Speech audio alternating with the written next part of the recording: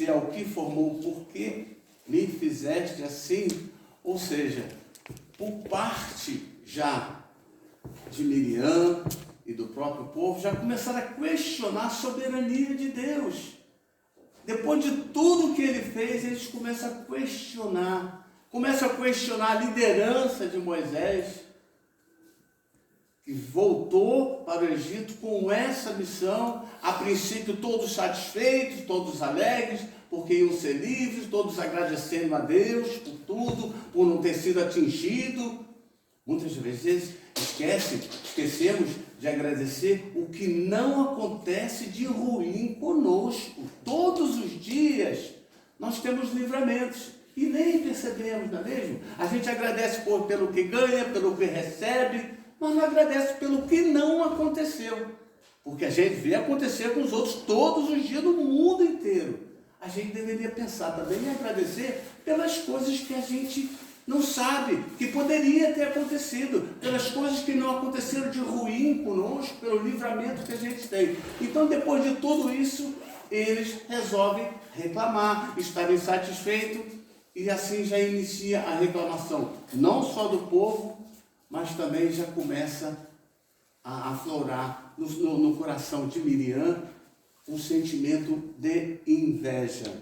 Então, questionar o que Deus já tinha determinado lá no início foi um grande erro de todos. Deus já tinha dado toda a prova do que ele era capaz e de qual era o objetivo. E que eles precisavam confiar, seja o que fosse, eles tinham que confiar, porque não havia motivos para eles desconfiar das ordens que Deus dava através de Moisés. Não tinha por que eles desconfiarem. Por que Deus colocou Moisés como líder? Ele colocou e pronto. Isso é um direito dele, a soberania de Deus não pode ser questionada. Então já começou no erro em questionar. Muitas das vezes fazemos isso sim. Questionamos o porquê dentro da nossa igreja a liderança fez isso e eu não concordo, eu não quero obedecer.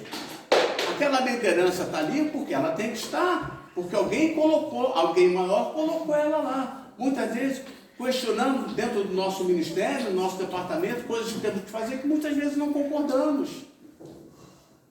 Mas está questionando por quê? Você não aceitou participar? Então por que você está questionando? Eu quero participar, mas quero participar da minha maneira. Então o que eu achar que não está bom para mim, eu vou questionar. Não deve ser assim. As coisas, aliás, de um modo geral, não deveria ser assim. No mundo, na vida, na sociedade. Muito menos nas coisas que são designadas por Deus. Amém, meus irmãos? Amém.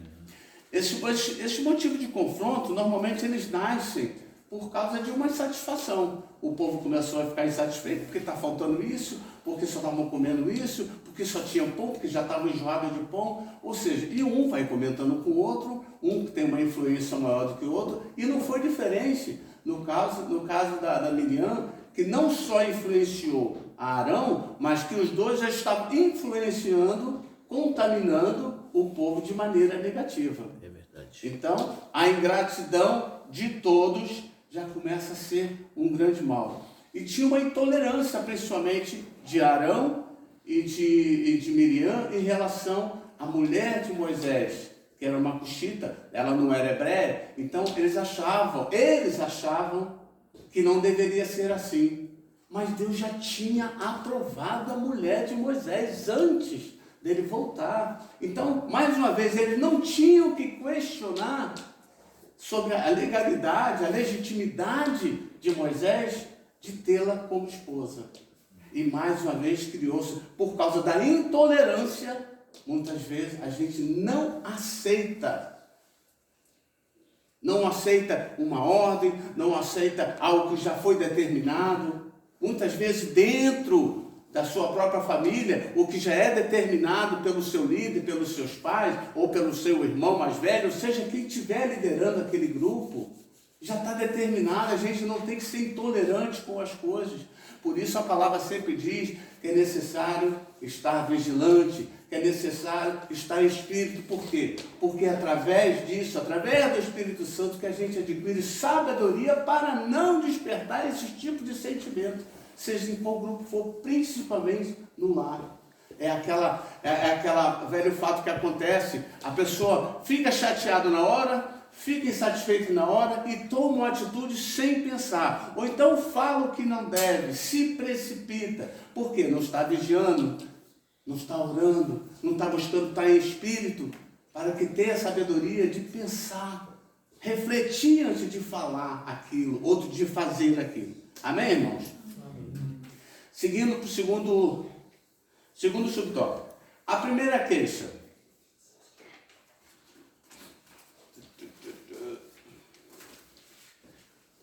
A primeira queixa. Israel havia saído da região ao redor do Sinai, no qual havia relativa fertilidade para a produção de grãos e águas. De repente, depois de andarem para o além do Sinai e depararem-se com o inóspito deserto, os israelitas começaram a reclamar de que Moisés os havia trazido para morrerem naquele lugar, quando poderiam ter ficado no Egito. Aquela murmuração não só entristeceu Moisés, mas a Deus, que havia libertado o povo cativeiro egípcio. Por isso, ele operou um juízo de fogo, destruindo um grupo de israelitas que vivia reclamando. O Senhor chamou aquele lugar de Taberá, que significa queimar. Está vendo? Mais uma vez, consequências do quê? Da ingratidão, da reclamação, né? Do murmúrio. O povo já esqueceu tudo o que aconteceu de bom para eles. E já estavam começando a reclamar porque queriam mais. Isso é o quê? É a insatisfação do ser humano, né? De um modo geral, nunca está satisfeito com o bem que acontece para ele. Eu quero sempre mais, e muitas das vezes na hora. Eles estavam sendo encaminhados para ter uma vida tranquila em Canaã, mas eles queriam Canaã agora. Eles queriam os frutos de Canaã naquele momento. E chegou ao ponto de fazer comparações com que, da vida que eles levavam lá no Egito. E olha aqui, não era fácil, eles trabalhavam muito, de sol a sol, comiam pouco, às vezes por desobediência eram chibatadas, e mesmo assim eles faziam uma comparação do que Deus proporcionou para eles. Olha, e termina em quê? Termina em morte, termina em punição. Muitas das vezes a punição é necessária, no caso aqui, para um bem maior. Deus precisava castigar, punir, para disciplinar o grupo, o conjunto todo. Esses que foram castigados serviram de exemplo. Muitas das vezes a punição serve para disciplinar. É lógico que é difícil aceitar, mas foi assim que Deus fez e é assim que acontece nos grupos hoje, nas famílias hoje. Muitas das vezes a sociedade vê de maneira negativa as punições, os castigos dentro do seio familiar, entre irmãos, entre filhos, pais e filhos, mas é necessário. Muitas das vezes a pessoa que fez, ela tem que ser punida para ser corrigida. Não estamos falando em espancamento, nada disso não. Estamos falando em punição, em castigo, em disciplina. Existem muitas maneiras de disciplinar. Ela não só disciplina aquele que errou, mas vai servir de exemplo para os outros também. Então, infelizmente, a gente vê a consequência dos atos, quando a gente não pensa, quando a gente não reflete sobre o que vai dizer, sobre o que vai fazer. Muitas das vezes a sua insatisfação ela pode ser momentânea. E se você refletir bem, se você orar, isso vai passar. E você vai ver que aquela pessoa tinha razão, que seu pai tinha razão, que sua mãe tinha razão, que seu irmão tinha razão. Porque você refletiu antes de agir. Você não se precipitou. Amém, meus irmãos? Vamos ao nosso terceiro.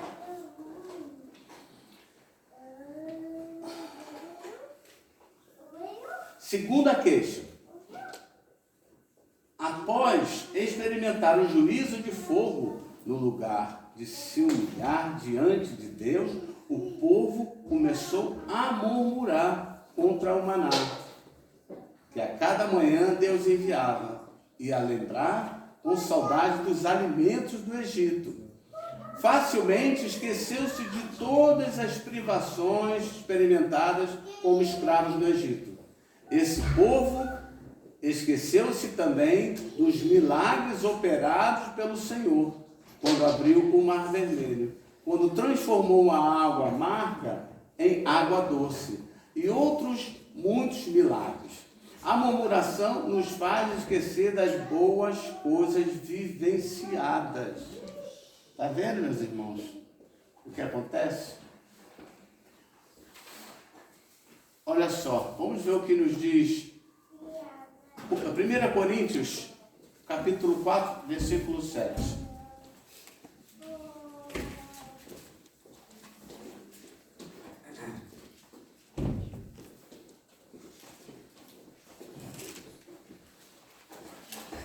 Pois quem torna você diferente de qualquer outra coisa? O que você tem que não tenha recebido? E se o recebeu, por que se orgulha como se assim não fosse? Olha só, as pessoas estavam agindo como se não tivessem recebido nada de Deus. E olha que eles vieram testemunhando milagres e grandes eventos, né, grandes fenômenos, como a abertura do próprio Mar Vermelho, a destruição do exército do Egito. E eles continuavam se comportando como se nada tivesse acontecido, como se Deus mandou eles saírem de lá correndo e pronto para passar sufoco. Quer dizer, esqueceram tudo rapidamente do que eles testemunharam, do que eles viram, do que eles sentiram, do que eles presenciaram, do que eles viveram. E começaram a reclamar o quê? Antes não tinham o que comer, depois reclamam porque estão comendo pão. Ah, é só isso? Ou seja, a insatisfação natural do homem realmente é assim. A gente nunca está satisfeito com aquilo que a gente tem. Aquilo é o suficiente para eu viver? É o suficiente para me manter? Mas eu quero mais. Não é assim que acontece muitas das vezes com o ser humano? A gente quer sempre um pouco mais, um pouco mais. Só é errado desejar um pouco mais? Não. Mas esse pouco mais nunca acaba. Esse pouco mais nunca termina. Ele é infinito, nunca está satisfeito com o que eu tenho. A gente vê na vida como é que é, dentro das famílias. Você faz, por exemplo, você faz alguma coisa por um filho, dá isso, daquilo, mas nunca estão satisfeitos. Porque eles querem sempre um pouco mais. Eu quero aquele, porque é aquele que serve, porque o meu colega na escola tem, porque o outro colega tem, eu quero aquele, esse aqui não serve. Se você der algo similar, não, mas esse não serve. Por que é sempre mais? E essa natureza, ela já começa desde pequena. Por isso, muitas das vezes, é necessária a disciplina. E o ser humano, o adulto, também é assim, no seu trabalho, na ambição de dinheiro, de uma carreira. Nunca está satisfeito. Na maioria das pessoas, eles querem sempre mais. Eu queria ganhar 100, ganhei, agora eu quero ganhar 1000, eu quero 1 milhão, só que não tem limite. Por isso que acontece, que tem essas consequências. A natureza do homem é perigosa, sim. Se você não controlar, se você não vigiar, você perde o controle. Foi o que aconteceu, o que já estava acontecendo com o povo nessa hora. A reclamação e murmúrio nos faz esquecer o que de bom recebemos de Deus e de nossos familiares, até amigos. Amém, irmãos?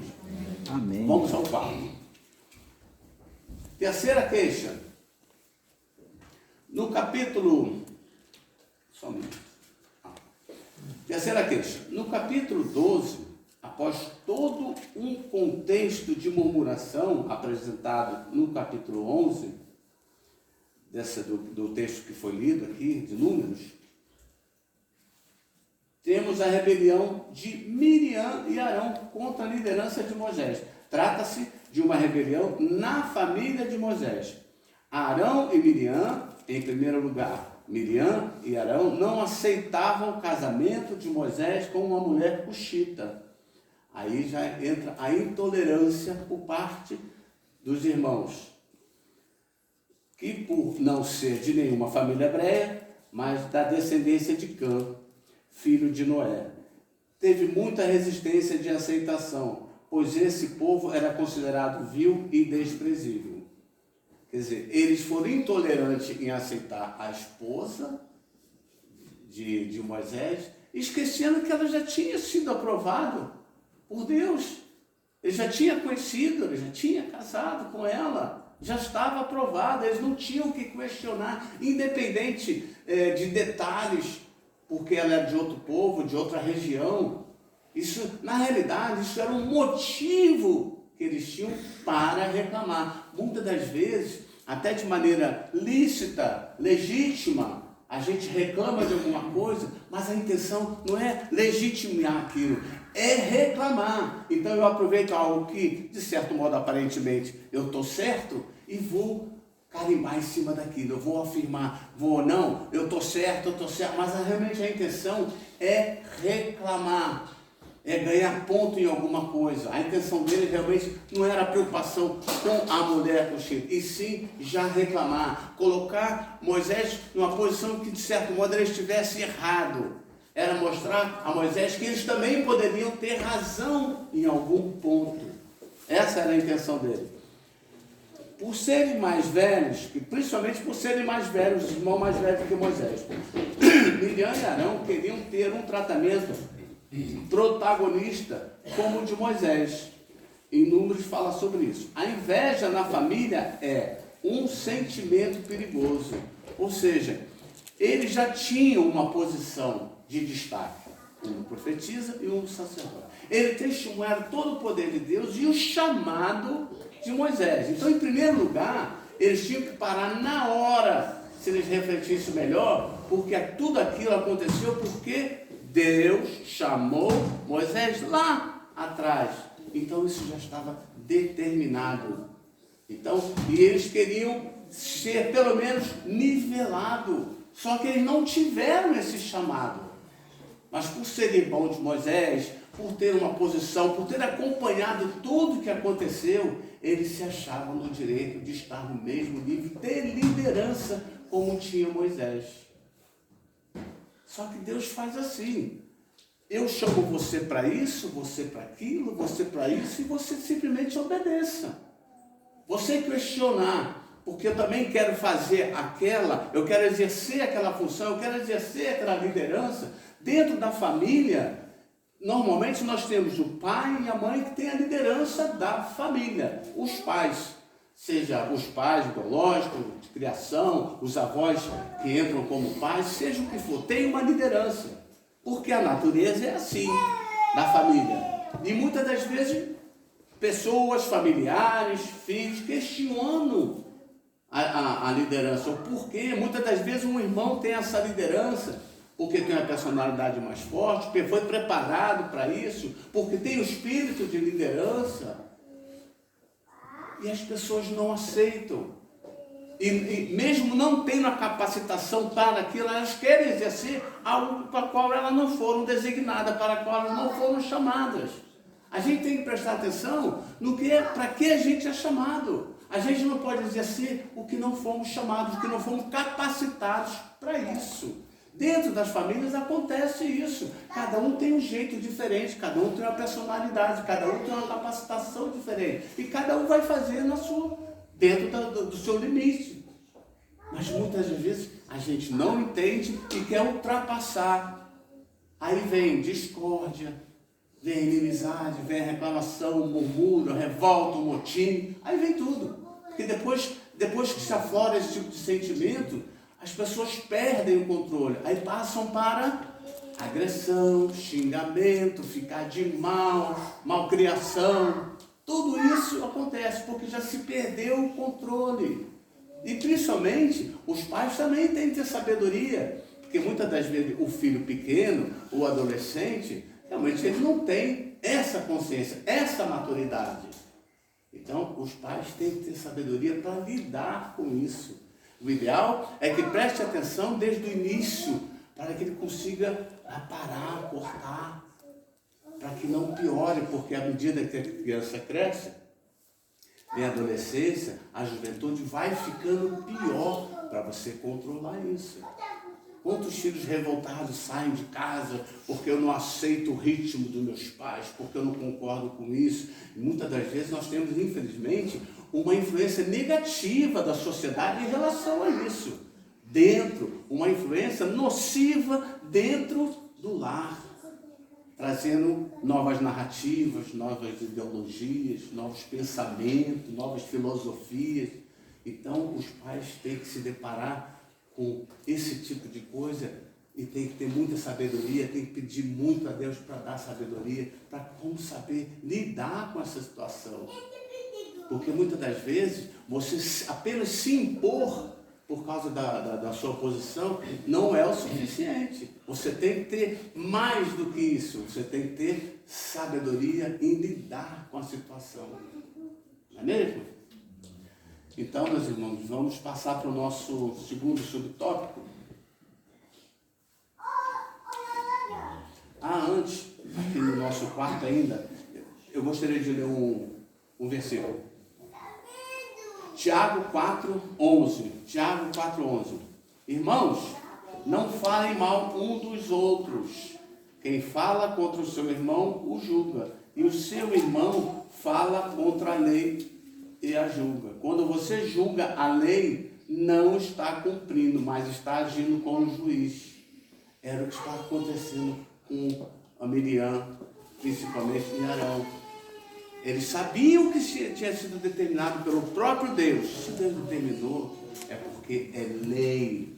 Não existe argumentação com Deus. Mas eu já